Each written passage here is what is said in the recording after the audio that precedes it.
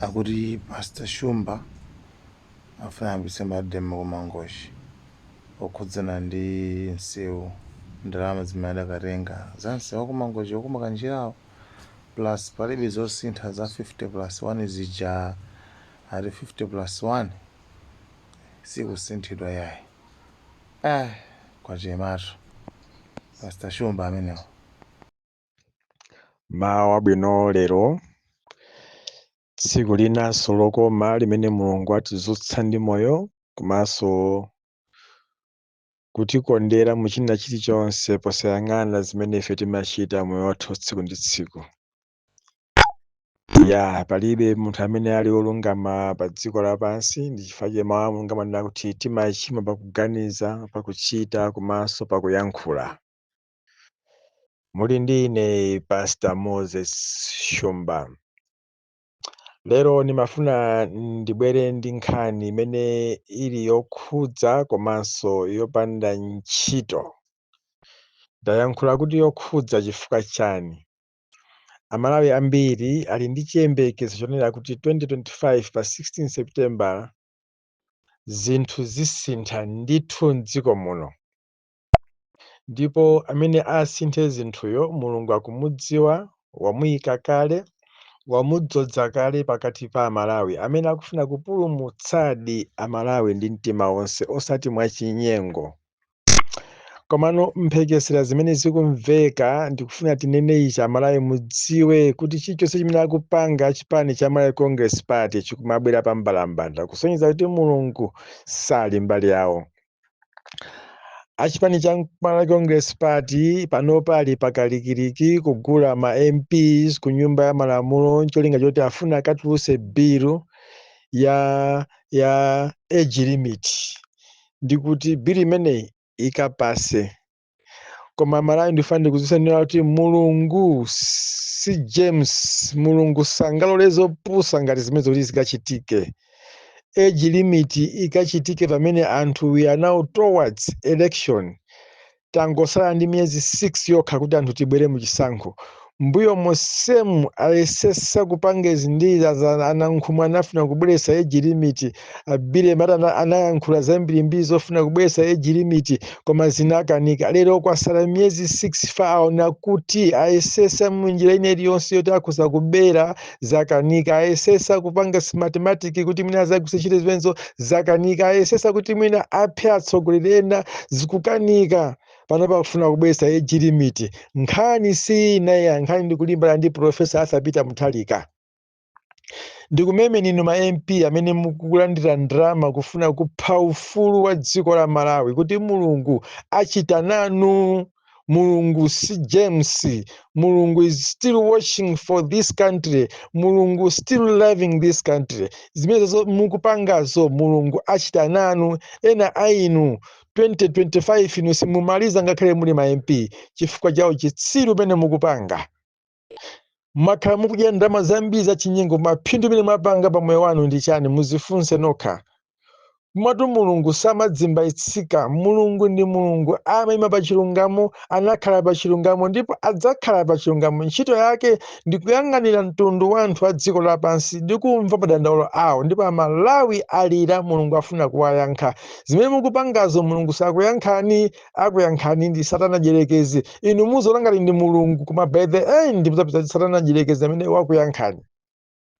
Mukadakhala anthu okonda Malawi ngati mumayimira ndi anthu kusichise kwanuko kuti mukuyimira mtundu wa Malawi, mukadakondanso Malawi imene wafikapo nunkha, wafikapo nyasa, wafikapo lira, wafikapo mvesa chisoni. Ngati zafikapo tizikumvesa chisoni ngakhale maiko akunja. Donald Trump uchita kumva chisoni ndi Malawi. What more inu ayinake anthaka simukumva chisoni. Mali ndikupempheni aphungu a nyumba ya malamulo kumene muliko mumvetse mawu angawo kuti age limit si nkhani yokakamba pa parliament. Kamba ni nkhani ku parliament za kusowa kwa mafuta, kakambe ni nkhani za njala ili mdziko muno, kakambe ni nkhani za mavuto a misewu a mdziko muno, kakambe ni nkhani za chitukuko cha Malawi chimene anthu Amalawi akufuna, kakambe ni nkhani za kusowa kwa forex bureau, kakambe ni nkhani zimene Amalawi akuzifotokoza. Ngati mukusowa chokamba mukakambirane nkhani ya kuchikangawa. chinapha Chilima ndi chani? Amala kukana kuti ndege sinaphe Chilima, koma anthu azifamba namene anagwetsa ndege mochifamba ndi kupha anthu anali mu ndege. Osakakamba nkhani ya age limit this time around. Tasala ndi 6 months. We are prepared for election. Mufuna mwasokoneza anthu chifukwa chani ma MP adyera ngati inuyo. Tikukudziwani ndipo tikukudziwani kwambiri ma MP adyera amene simukonda anthu anu, mumanena ngati kuti mukakayimira anthu anu ku constituency koma zizaboza. You are there for money. This coming election, we don't want some MPs like you amene mumakonda ndalama osakonda anthu adera lanu. Momoti mwatengere mavuto adera lanu kwanu kuvutika anthu akusowa chakudya, alephera kugula fertilizer otsika mtengo, chimanga chaulukira sakolola. Momoti mukakambe zimenezozo koma mufa musikakambeza age limit. Munalenga munthu ndinu, mukampase munthu limit yokhala pa dziko lapansi, mukampase munthu limit imene angathe kuzigwira ntchito nkumazidyesa yekha. Inuyo Amalawi tisavomereze nkhani ya age, ndipo isakapase, ndipo zikangochitika zisakapasa, ife Amalawi tizamemana, tizapanga ma demonstrations kukamasha bili imene yonse sayinilidwe. That's for sure. Nthawi yatha mukanazipanga 2022. Tikuyankhula izi motsindika kuti Amalawi sitikuvomereza nkhani yoti mukakhale mukuononga ndalama za mphawi mumakakambirana za age limit. Ngati mulibe zokambirana tikupasani zokambirana, mukakambirane zimenezo za Amalawi tapsinja tiatulutsa bwanji mu mavuto. Tikumva kuti you are discussing kubomako kuti mufuna muyambe kugulisa ma ARV. Mmayi muno Amalawi ochuluka ndosauka ndipo akumwa mankhwala ma ARV. Azikagula kuti ndalama zipeza kuti mabili amene wasakwenera kuti apase by NMO. Dziko la America linamva chisoni kumapanga ndi kupereka mankhwala kuno aulere kwa Amalawi ovutikitsitsa, not only Malawi, ngakhalenso mayiko ena muno mu Africa. Muvomereze kuti ndife anthu ovutika. Chimene chamukwiyitsa Trump kuti atseke edi kuno ku Malawi ndichi. Amalawi mumanena kuti ndinu anthu osauka, mumapita mayiko olemera nkumakapempha, koma yeti inu amene muli nduna zaboma, amene mugwira ntchito zaboma, mukupita ku America kumakagula manyumba odula. Yeti dziko lanu ndi losauka, ndinu anthu opemphapempha. Chimene chanyansa Donald Trump kuti nditseke edi tione kuti kodi ndalama zimene akugulira manyumba kunoko amazipeza kuti. Kumagula mahotelo inuyo kunjako, koma kunoko kumeneka kuti kunoko ndikosauka anthu Amalawi akuvutika. Munthu opemphera Trump, Mulungu amamuyankhula, Mulungu amamugwiritsa ntchito. Munthu azidziwa kuti anthu anga ndingateteze bwanji, anthu anga ndingasamale mwa mtundu wanji. Umenewo ndiye leadership imene tikufuna ife m'dziko muno, osati kukonda chuma. Never. Nkhani ina ndimene mufuna kuyibweretsa ya kuchosa 50+1. Mwayiwala kuti 50+1 munayipanga nokha cholinga chofuna kugwetsa boma la APM, boma la DPP, ndipo munaligwetsa. Lero yakuthinani ikukuwawani ndi mufuna mukabweretse bili kuti ichoke 50+1. Amalawi sitikulola 50% imene ngati mufuna kuti ichoke after election, but not because of this 6 months yasalayi mukachose 50+1. Sitikulola 50+1 ndimene ndiyo munapangira kandi anali matriki aseni papa matrikiwo tiyendera ndi 50+1 mpaka ku election. After election ndiye muzapita ku court mwene kuti tifuna tichose bili ya 50+1. Koma panopa 50+ sikuchoka. Matriki amene mukupanga ino MCP ndi achibwana kwambiri awo chitsiru. Mwatenga Amalawi ngati anthu opepera amene sakudziwa china chilichonse. Ife sitikulola bill ya age limit sikukadutsa by enemies, ndipo tipemphera tisala kudya ena afe ndife azibusa, Mulungu amatiyankha ndipo munaso zimene zikuchitika. Otherwise muzikakomoka konko musana akavote ku parliamentiko pamene muzoti Mulungu wanu sali mbali yanu. mulungu wakumwamba sali mbali yanu. Mulungu wakumwamba samamva kupempha mapempho anthu ochimwa. Mwapemphapo zambiri mulungu akuyankhani mwadala kufuna kukuyesani. Anthu ena amwalira mwadala kufuna kukuyesani. Koma zoti this coming around mabila amene mufuna mukuti akapasewo sakapasa. Ndamazo mungoononga inu MCP kwapasa ma MP. Koma mabili sakapasa.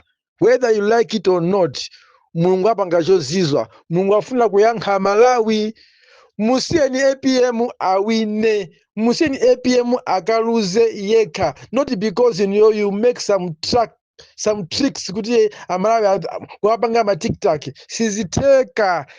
Mulungu akalemba walemba. If God says yes, nobody can say no. Mulungu walemba, mulungu amva kulira. Nthawi imene mulungu anamva kulira kwa ana a Israeli m'dziko la Igupto anatuma Mose. Ngakhale Mose ankachita mantha chifukwa anachitapo zinthu zina zake mbuyamo ku Iguptiko, koma mulungu anamulimbisa mtima Mose kuti usaope chilichonse ndikhala nawe. Ndipo Bible limenati mulungu anawumisa dala mtima wa Farao cholinga kufuna kuti ukulu wa mulungu ukaonekere kuti mulungu ndi mulungu. Ndiye mulungu walimbisa dala mtima wa Lazarus chakwera cholinga mulungu afuna zikweze yekha pamaso pa Malawi. Zimenezo ndiye muzidziwa Malawi. Whether you like it or not, mulungu akuzikwezano yekha tsopano. Akufuna apereke ownership, afuna apereke nyota kwa Professor Arthur Peter Mutharika chifukwa chakuzichepesa kwake penanda zichepesa mtu chaka cha 2020 posa afuna kuphesa mtundu wa Malawi. Chifukwa akadafuna kuti sindikufunanso musako muziko muno mukhaye chisankho ine ndinalumbira ndikulamula ndi mphamvu zikadatheka zimenezozo. Akakhaso khala ndi mphamvu yothesa judiciary yonse kuithesa, koma anazichepesa ndikuvomereza.